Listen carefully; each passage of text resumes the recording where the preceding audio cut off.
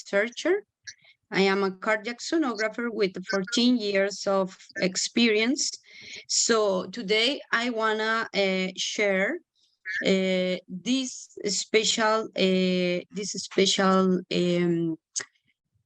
cases about the post-infarction ventricular septum defect.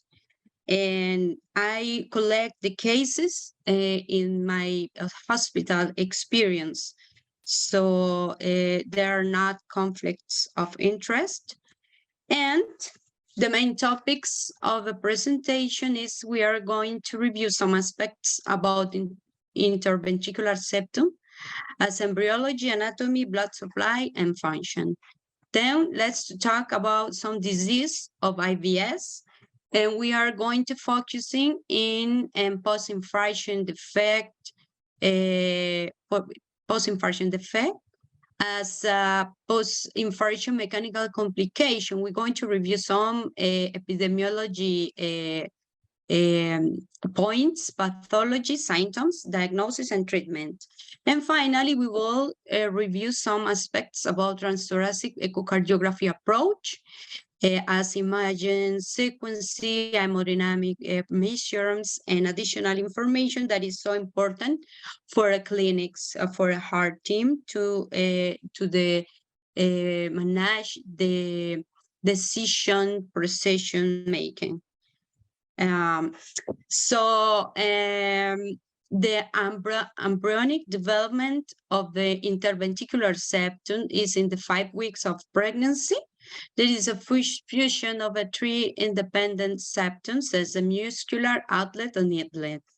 It's important to remember the ubication of the interventricular septum in the heart, and is a so important structure because divides the heart in pulmonary circulation and systemic circulation. And this issue is so important in the evolution of the vertebrates, because this septum led to give more oxygen and energy, and it was so important in the development, in the evolution. The structure of the IBS is a muscular and membranous component that we can see here. We can see here the membranous and the initial muscular component. The blood supply of the IBS is a left anterior descending artery, some branches of posterior descending artery. And this posterior descending artery is a branch of right coronary artery. It's important then to identify the culprit vessel, the culprit artery when the myocardial infarction is with the patient.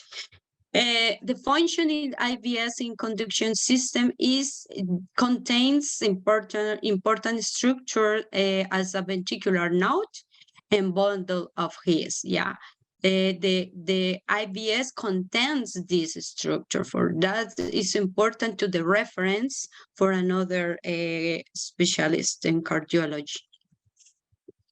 The mechanical function of IBS in systole is that thickens and moves towards the left ventricle, as we can see here in the videos. In diastole, the IBS returns to its original thickness and position. This is the mechanical function. So it's important to mention that normal septum position and twisting are essential for ventricular function. And the another is the ventricular interdependence. There is a result of shared IBS for each ventricle. The left ventricle and right ventricle share myocardial fibers. For that result, the ventricular interdependence, they affect, or the one ventricle is affected for the function of the other.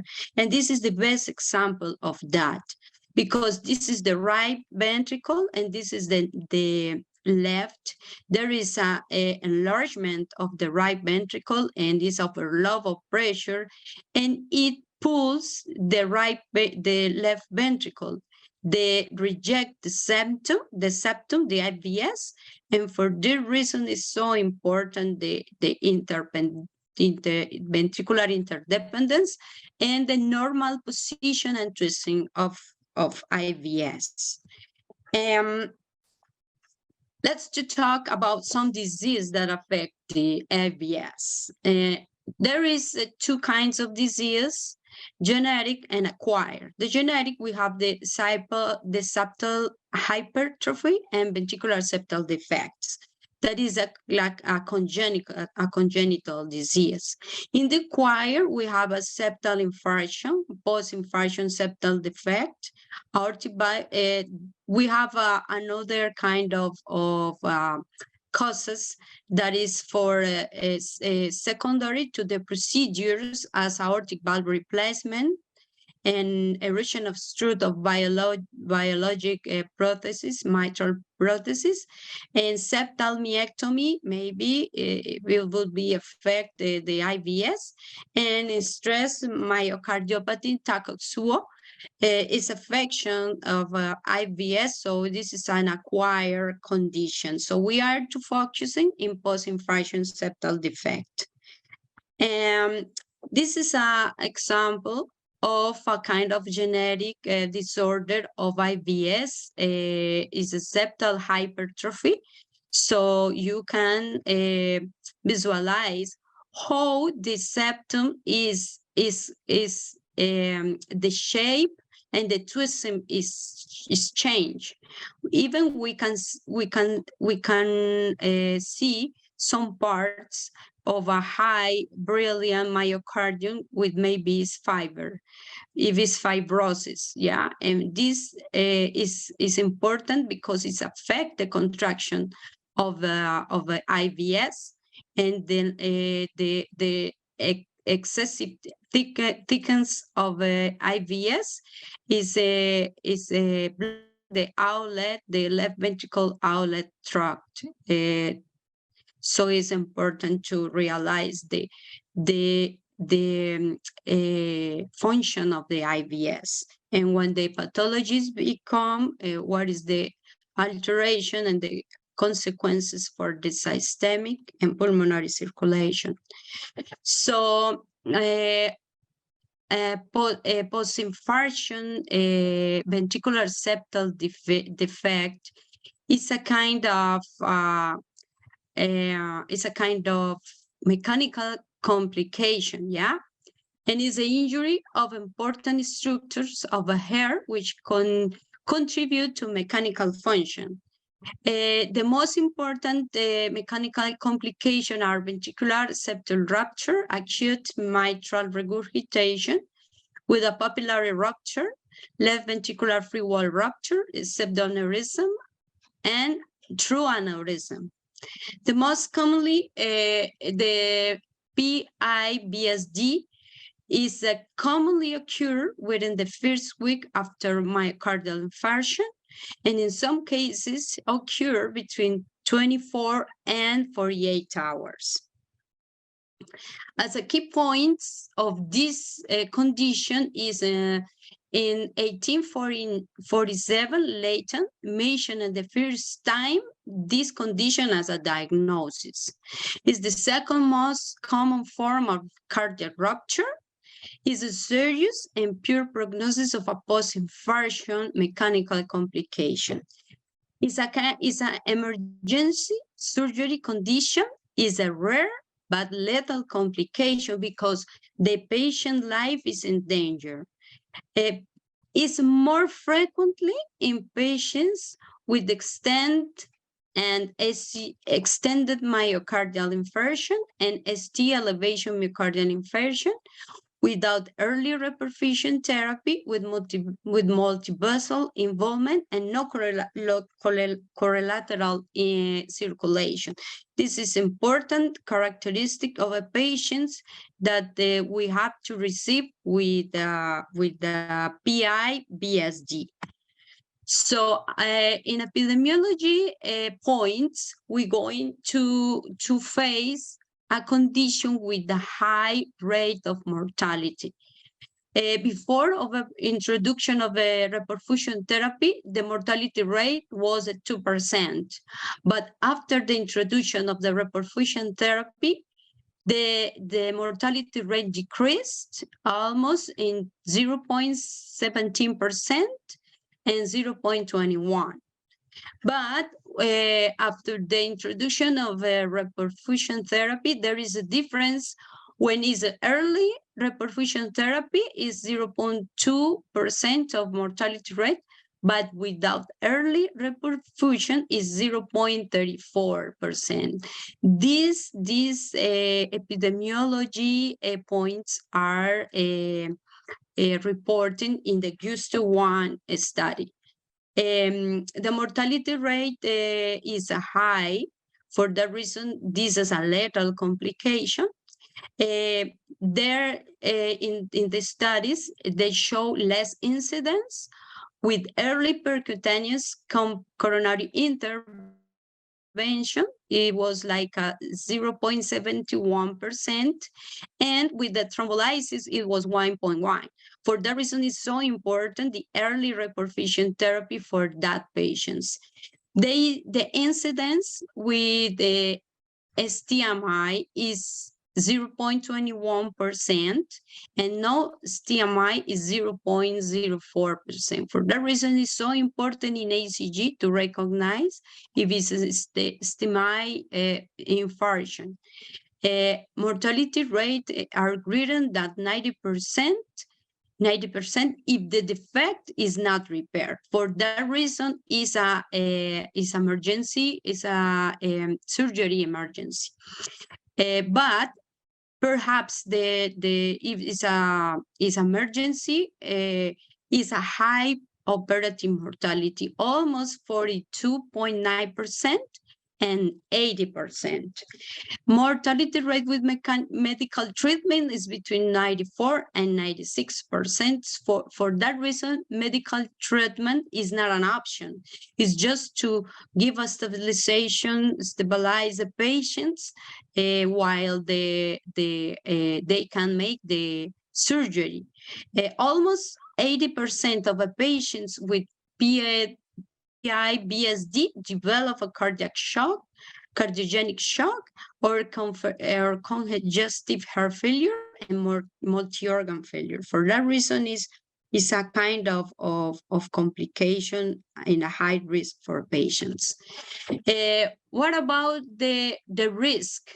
The risk of a patient is older patients over 65 years old, women, a stroke, chronic renal disease, congenital heart disease, high blood pressure. Those patients that has myocardial infarction extension, multi-vessels involvement disease, without reperfusion and no collateral circulation. This is important characteristic that we mentioned before. About the pathology of the PIVSD, it's important to recognize that the extensive and transmural myocardial infarction make a thinning and weakening of a myocardium. This situation is for coagulation necrosis of ischemic tissue with neutrophil infiltration. With this happen, the myocardium suffer these changes, and when these changes is the septum begin to rupture. The rupture will be in the apex, on the base, in posterior wall, and it make a left to right shunt. It's important to recognize that in the left to right shunt, the size, the ubication, the number of the defects, the morphology of the defects, yeah? And then the right ventricle involvement if it's right ventricle ischemia, and if it's right ventricle volume overload. This is so important during the evaluation of echocardiography.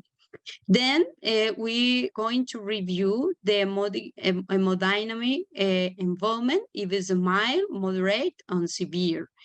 Patients with mild and moderate involvement will develop dyspnea on exertion, acute pulmonary edema. And the severe patients with the severe symptoms is a cardiogenic shock, a hypotension, tachycardia, and pure distal perfusion. These symptoms depends on the size of the defect. The size of the defect, the ubication, and the number. Yeah. This is so important to define the hemodynamic involvement and the symptoms of a patient. So about the diagnosis, it's important to review the ICG if it's a STEMI or non-STEMI infarction. And then there is a patient that almost 30% that is with a complete atrioventricular block. In the transthoracic echocardiography is an initial approach to make diagnosis confirmation, to make a risk stratification, to define the size, ubication, number, and morphology, heart hemodynamic involvement, and define the treatment in ICU or refer the patient. Transesophageal echocardiography with 2D and 3D images confirm the diagnosis, place, number, and morphology, heart function, and hemodynamic involvement. Young et al. In 2015 published a paper in where they make a percutaneous closure, and they use a multimodality imaging approach. They use MRI and CT and echocardiography, and they find that with the echocardiography, it has a problem with the size, correct sizing of a VSD. For that reason, the transthoracic echocardiography is just for initial approach. Then the transesophageal echocardiography is most important, but with 3D images, if there is no available MRI and CT, to size in the correct way the defect, the septum defect is so important. The treatment, as I told before, is a cardiac surgery, is a gold standard, but with a high intraoperative mortality rate and complications. Percutaneous closure is just in selected patients with high mortality and have a high mortality rate and complications. Yeah. And this is patients with a high risk for surgery, but perhaps the high mortality rates. Medical treatment, as we mentioned, is not an option because it's a highest mortality rate. The ICU treatment is focused in hemodynamic support to decrease the preload and afterload with the vasopressors and medication to improve the contraction. The ventricular support with the aortic contrapulsion balloon or ECMO or Impella, but in special cases in the hospital, there is availability of this kind of technologies. About the echocardiography approach, is the transthoracic echocardiography approach is the first line exam and define the characteristic of the defect, the hemodynamic measures, and additional information. In the characteristic of the defects, we can define the morphology, if the defect is regular or irregular borders. The ubication, if the defect is basal, apical, or posterior. Number of defects, size, if it's a small or if it's a larger defect, and associated lesions. Hemodynamic measures include a peak gradient of ventricular septum defect, QPQS, pulmonary artery and right artery pressures, and right ventricle involvement. Right ventricle and the additional information is important to the heart team and include the contraction of both ventricles, the ejection fraction, diastolic function, chamber size.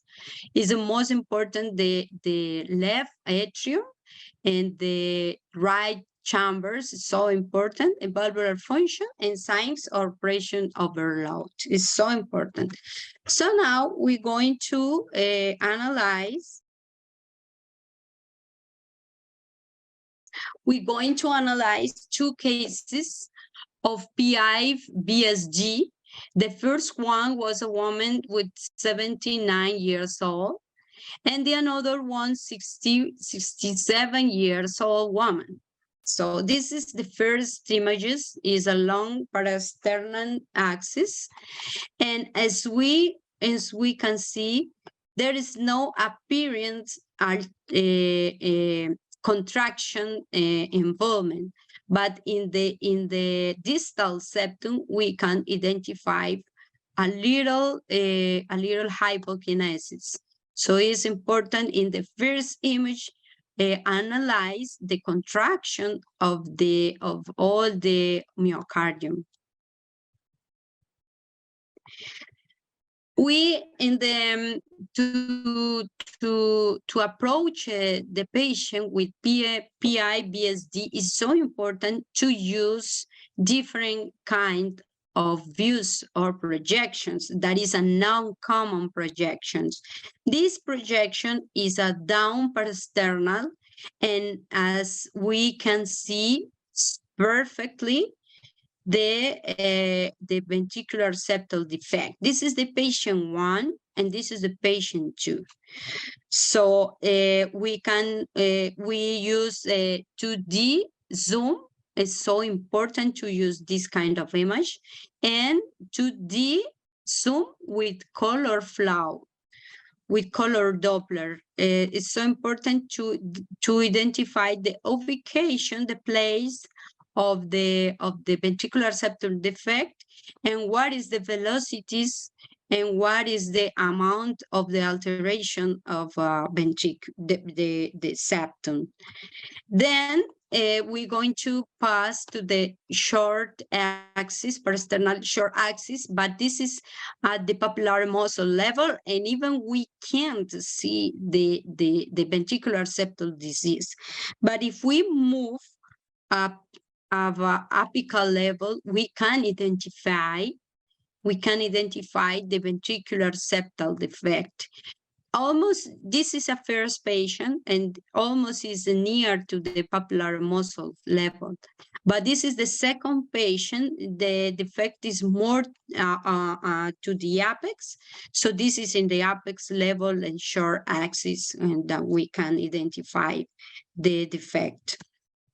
Then we move to the 4-chamber view.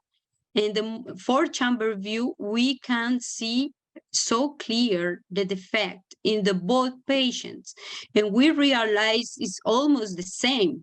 But in the first patient, it has she has as a kind of akinesia of a apex, but the second patient do not have a lot of engagement of the apex, yeah, and even the second patient has the best function, the left ventricle function, than the first one.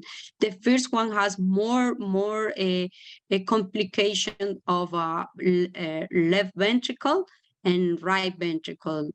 But it's important to identify the ventricular septal defect.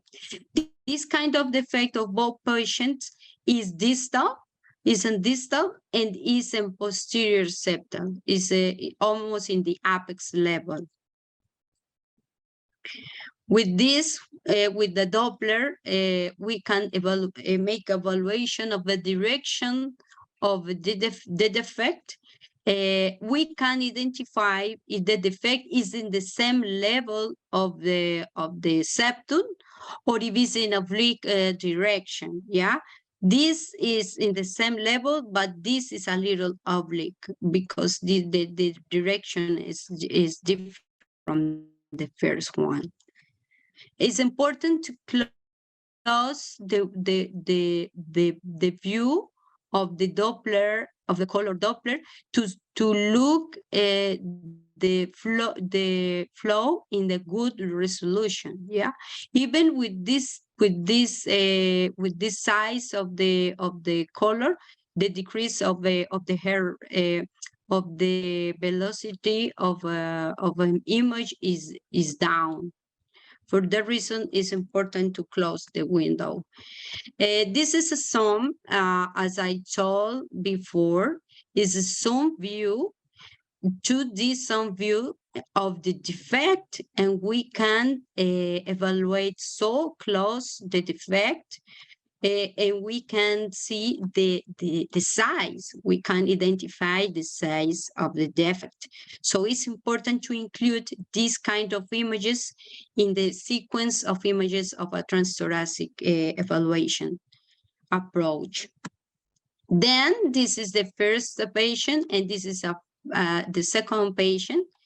The first patient, two chambers view, shows engagement of an inferior wall. Maybe it's a kind of rupture of this wall. For that reason, it's so important to make all the review, all the projections, all the views, to identify the associated lesions for the PI-VSD. So this is the second patient, and look the defect of a septum that is a big one defect, irregular. Maybe this is the inferior wall of a heart, and it's a big one, ventricular septal defect, the second patient. This is another views that is this is a 5-chamber view, and we can see another point of view of the defect. We can identify with the color Doppler image the reach, the flow, what is the direction of the right ventricle. And this is a three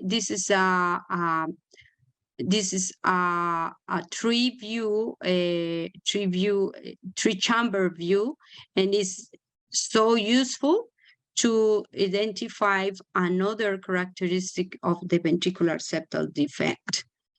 And finally, we're going to use the subcostal view. Look, is a so important view because we can see in front of us the ventricular septum defect. And this is the first patient, this is the second patient, and we can identify that the first patient has a huge ventricular septal defect, and the second one patient is small than the first. First is so big, the defect. So for the reason, it's important to include this view in the echocardiography evaluation. This is a zoom of a subcostal view with the color flow, and it's important. I repeat again, it's important to analyze in a good way the defect. So this is the size, the sizing of the defect, and it's important to use zoom, and color flow, color Doppler imaging to make them easier. Yeah, Look, they change a different, they have a different size according to the image. For that reason, it's important to make this sizing in different views, because we can make a kind of we can say what is the best image to give this, to check the size of the ventricular septal defect. And then we're going to move to the hemodynamic measures. It's so important to look and to find the best projection in where the flow is parallel to the ultrasound beam.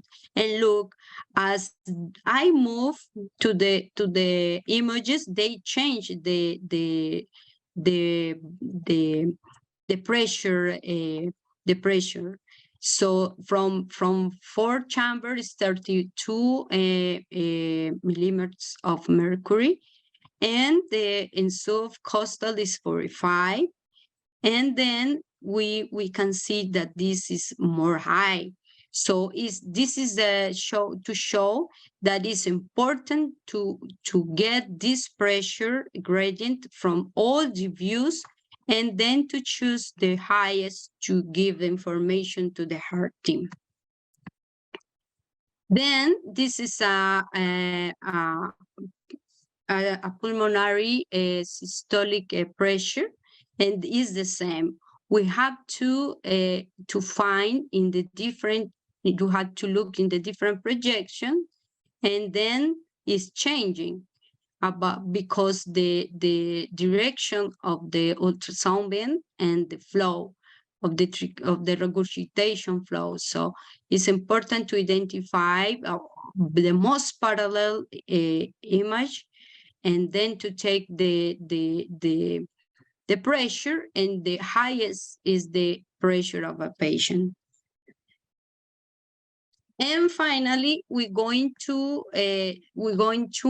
make the measure about the QP, QS, and we're going to identify what is the systemic and pulmonary engagement of the ventricular septal defect. It's important to make the measures in a good way. Always to look very well the anatomy of the outlet, of the different outlet. This is the right ventricle outlet tract, and this is the left ventricle outlet tract. Make the measures in the good way. Use a zoom. This is the best way to take the measures, and this is not all the times you can make a zoom of this, but it's important to get a good view to make the measure. Then the pulmonary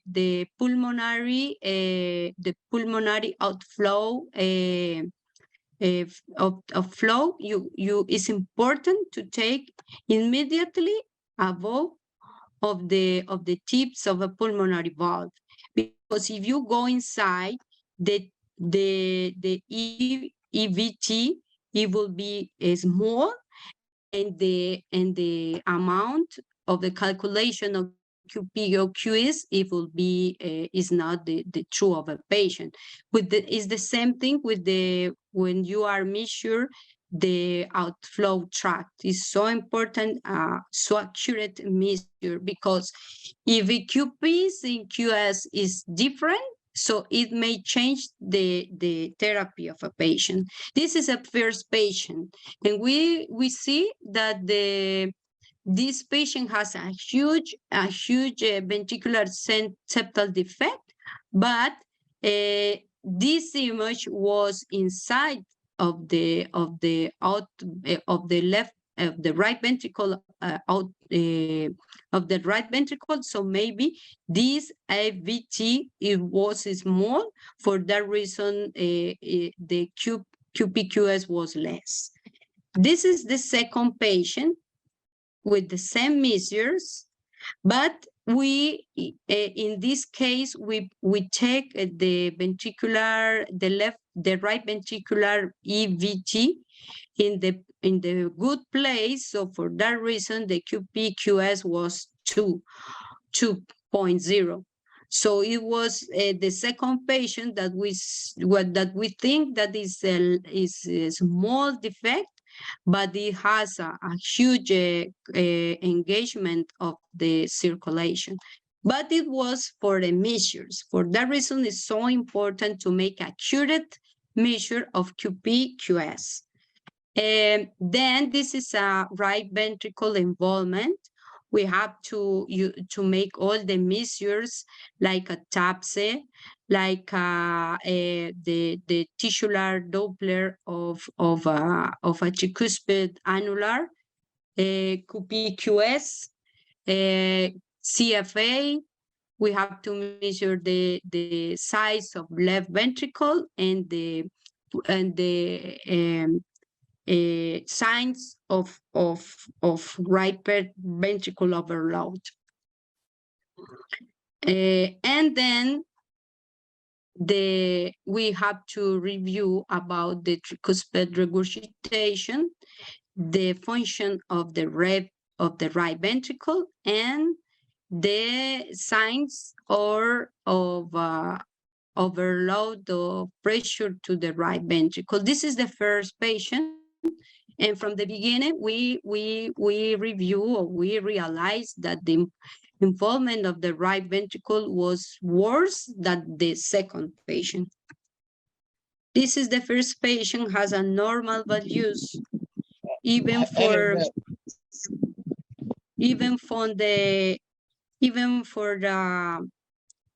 have normal values for the second patient, for the first patient. Yeah. And the additional information is so important to analyze the diastolic function and identify the engagement, the pulmonary veins flow, the aortic pressure. Is so important to identify and to report in the exam, because this information give a clue to the heart team define the treatment. This is the second patient. That is all is better to the second patient than the first patient. So finally, the conclusions about PI-VSD is the IVS is an important heart structure with support, contraction, and electrical function. PI-VSD is a rare but lethal complication which put in danger a patient's life.